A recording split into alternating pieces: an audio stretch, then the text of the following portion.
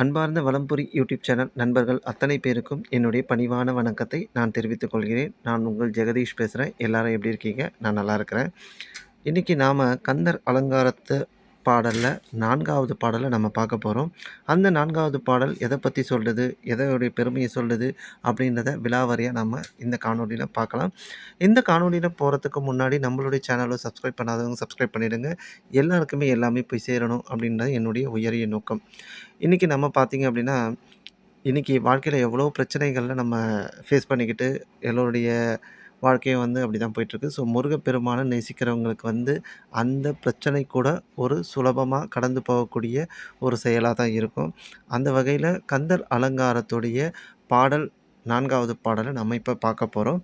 அது பார்க்கறதுக்கு முன்னாடி, நான் ஏற்கனவே சில விஷயங்கள் வந்து நம்மளுடைய யூடியூப் சேனல்ல போட்டிருக்கேன். ஒவ்வொரு விஷயமும் வந்து முருகப்பெருமான் நம்மளோட எப்படி கனெக்ட் ஆகுறாரு அப்படின்ற விஷயங்கள்லாம் போட்டிருக்கேன்.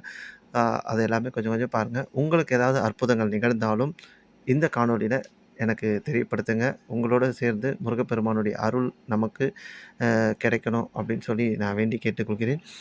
நம்மளுடைய இந்த கந்தர் அலங்காரம் பகுதியில 4வது பாடல் என்ன என்பதை நம்ம இப்ப பார்க்கலாம்.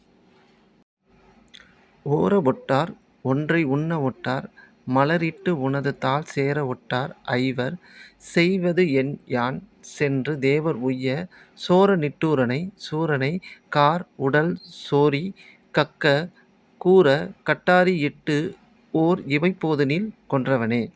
மீண்டும் ஒருமுறை பார்ப்போம்.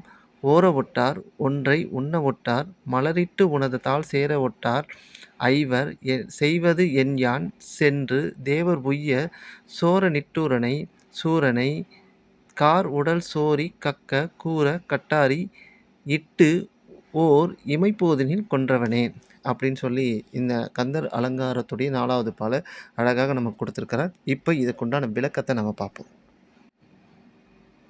ஐம்புலன்களாகிய அதாவது நம்மளுடைய உடம்புல இருக்கிற ஐம்புலன்கள் அப்படின்றத தான் ஐவர் அப்படின்னு சொல்லி குறிப்பிட்டிருக்காரு. தேவரீர் திருவடி பெருமைகளை ஆராய விடமாட்டார். ஒரே பரம்பொருளாகிய தேவரீரை நினைக்க விடமாட்டார்.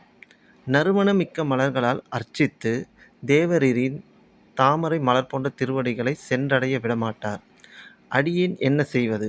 அமரர்கள் உய்ய வேண்டி திருட்டுத்தனமும் கொடூரமும் பொருந்திய சூரனை அவனுடைய கரிய உடலிலிருந்து அதாவது அவனுடைய கருப்பான உடலிலிருந்து இரத்தம் வெளியேறுமாறு கூர்மையான வேலாயுதத்தை செலுத்தி ஓர் இமைப்பொழுதில் அழித்தவரே அப்படின்னார். அதாவது முருகப்பெருமான் சூரனை கொன்றத சூரன் என்னென்னலாம் நமக்கு தேவர்களுக்கு என்னென்னலாம் தீங்கு விளைவித்திருக்கிறாரு, அவர்கிட்ட இருந்து அதாவது சூரன் கிட்ட இருந்து தேவரை எப்படி காப்பாத்தியிருக்காரு, வேலாயுதத்தின் மூலயமாக அவரை கொன்று அவரை அழித்து தேவரை காப்பாத்தியிருக்கிறார் அப்படின்றத தான் இந்த பாடல்ல நமக்கு கந்தர் அலங்காரம் பாடல்ல நமக்கு வந்து சொல்லியிருக்காரு. ஸோ இது வந்து ஒரு மிக முக்கியமான ஒரு கந்தர் அலங்கார பாடல் அப்படின்னு நம்ம சொல்லலாம். இதை தொடர்ந்து பாராயணம் செய்யுங்க. முருகன் அருள் பெறுங்க. வேற ஒரு பாடல் மூலியமா உங்களை அடுத்த காணொளியில உங்களை சந்திக்கிறேன். அதுவரைக்கும் உங்களிடமிருந்து விடைபெறுவது உங்கள் ஜெகதீஷ். நன்றி, வணக்கம். வாழ்க வளமுடன், வாழ்க வளமுடன், வாழ்க வையகம். வெற்றிவேல் முருகனுக்கு அரோகரா, வெற்றிவேல் முருகனுக்கு அரோகரா, வெற்றிவேல் முருகனுக்கு அரோகரா.